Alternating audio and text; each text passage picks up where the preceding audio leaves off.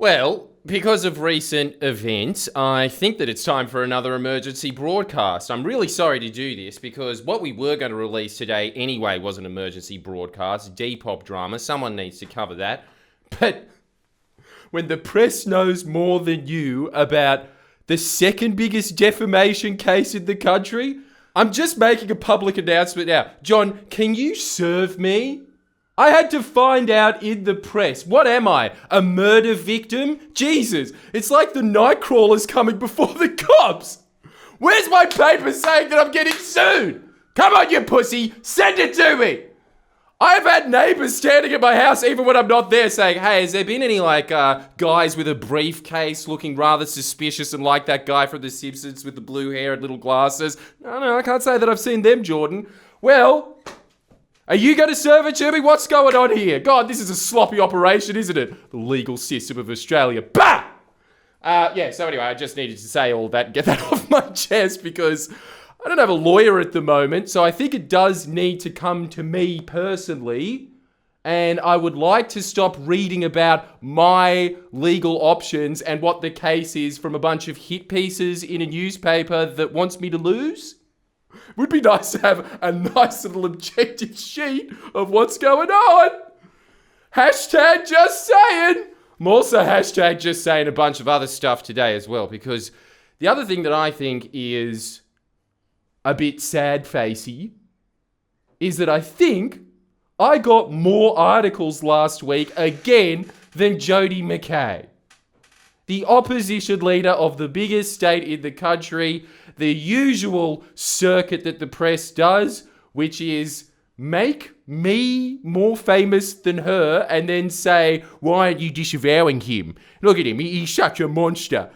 No one knows who Jodi McKay is. Everybody reading that is thinking, I would really like this person to disavow Jordan, your readers I'm assuming, but who the is Jodi McKay spelt with an E? Her name's spelt with an I, by the way, there's no E there. I would just like to say my condolences to you, Jodi. I think that you were given a really hard shot, even by the usual SMH bullshit of, she's a woman, she's so brave. Why didn't that ever extend to Jodi? Huh? What, you thought she was a guy? Where the hell was your sisterhood there, eh? You little gaggle of goblins. Yeah, I'm talking about you, Alexandra Smith. I know you hate that phrase, don't you? Goblin.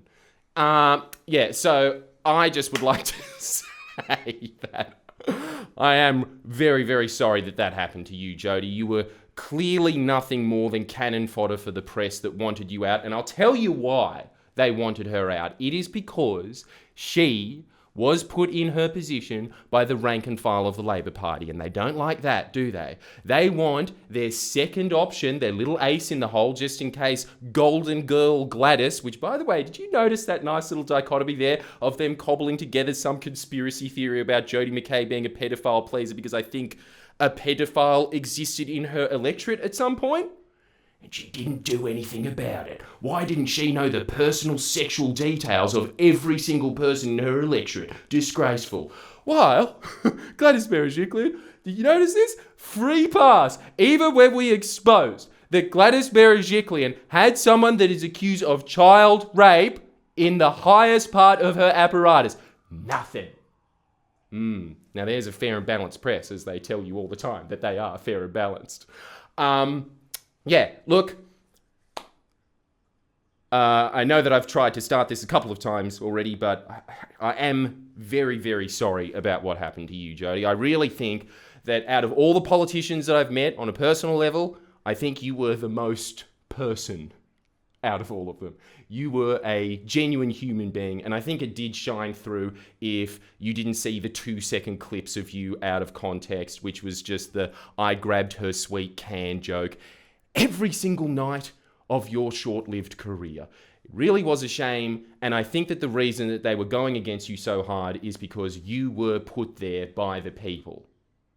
And really what primarily the power apparatus of the country wants is two people that are put there by machines, so that even if Gladys does somehow miraculously get voted out, you have the ace in the hole of someone else who isn't going to rock the boat that much. That is the goal of the press. is to make sure that both leaders are in their back pocket. And the reason that they went after you so relentlessly, just completely ignored you unless they could concoct complete smears. No fact in it whatsoever. If I were you, Jesus, if there was any justice in the world, she's the one that should be suing the press. She's the one that should be dragging them through the courts for the next 5 to 10 years of her career. And she'd win all of them. Like, most of the stuff that you heard about Jodi McKay was so baseless. That was her experience, and it was because she was put there by the rank and file. Now, having said that, that's why it really delights me that Michael Daly is now the up-and-coming new champion again, eh? Lazarus Rising, the Labour edition. Isn't that... Sorry, that's a reference to John Howard's book, by the way. It's a very niche reference. But, yeah, I really think, honestly, having seen the guy perform in Parliament, Keating of New South Wales Labour. That's a heavy hitter. He's the kind of guy where he's attacking someone in Parliament, and I think, even though I hate people like Tom Perrottet, for instance, be like, hey, lay off Dom, he's not that bad, all right? Yeah. Like, that guy knows how to hit. And you know why? Because he's a good old bra boy. He's from Maroubra. He knows how to get it done. If there's at least one powerful ally that guy would have, I swear to God it must be Russell Crowe. Looking at him thinking, yeah, he reminds me of my dad. And he reminds us all of our dad. That's why I like the guy. I think, again, this is another guy whose genuineness comes through. So I'm really, really happy that he put his hat in the ring, especially because I know for a fact, even though I know from listening to internal people talking about this, that they are going to try and make Michael Daly one of these conspirators that got rid of Jodi McKay. Nonsense. Absolute farce. That is not the case. I know, because we talk to these people, we have little rats running around the corridors. Yeah, you're not the only ones with your little ears inside them as well. I've got some goblins too. And they come back and report to me saying, I've had something rather tasty, my lord. And you know what it was? You know what was so tasty? That they are going to start running, that he was part of this inner sanctum in the Labour Party that was trying to get rid of Jodi McKay. The exact opposite is true. This guy didn't want the leadership. He's one of those when greatness is thrust upon you leaders. He was just in this position because he realizes, I'm the only one with a public profile. I'm the only one that the rank and file might vote in. I'm just going to have to put my hat in the ring because we want to keep the Labour Party in control of the actual people that are the Labour Party. That's why he's contesting at the moment. So, look, I'm going to support the Labour Party regardless. I don't want to give you the spoiler to this story. I want you to keep tuning in to find out. But I will keep supporting them no matter what. But I got to say, I think Daly was given a bum deal the last go. 4 months after a huge press scandal, obviously concocted, just go into that another time, but, you know, huge press scandal. He comes in the last 4 months, given no chance, nothing, instantly. Just like, hey, this guy exists. Is he the guy that runs my corner store? Yeah, he might as well be. Oh, and also he's a racist. Well, that's covering everybody's policies and what they stand for, isn't it? So I think that he just wasn't given the opportunity for the public to see his face. I think that he will be given more of an opportunity as a result of this. I think, actually, because he is just more savage, he will put the press in their place more than Jodi McKay did. The problem with Jodi McKay, I think, is that she was too much of a person. You know, she actually tried to believe the best in everyone. She was a great human being. But sometimes you need someone that's just like, you want to go? Just rips off their shirt in the press conference. Come on, you want fisticuffs? Let's do it now. You need that. You need somebody that needs to be like, shut up, dogs. Shush, shush. Here you go. Here's some chum. Go on over there. You need someone like that. He's got that flair. Now, finally to finish on this. So yeah, anyway, I like Daly. That's the point of that. The last piece that I would like to give ye is that we would love to do an in-depth piece on this latest hit piece. Faint praise, Rudd downplays criticism of YouTuber. There really is no difference between the Sydney Morning Herald and Pedestrian anymore, is there? That is the worst hit piece I have ever received. I'm saying this right now. The f***ing Brag did a better job. There is less factual inaccuracies in the Brag magazine than there is in this most late hit piece. And I gotta say, Rudd, thank you as always for just sitting there and just being like, why the f*** aren't you talking about Sky News? F*** off. Why are you talking about this little pissant that I watch videos with sometimes? Jesus. trying to get my tan on here. I'm in the Sunshine Coast. I'm not deal with this shit. That was awesome. Thanks so much, man.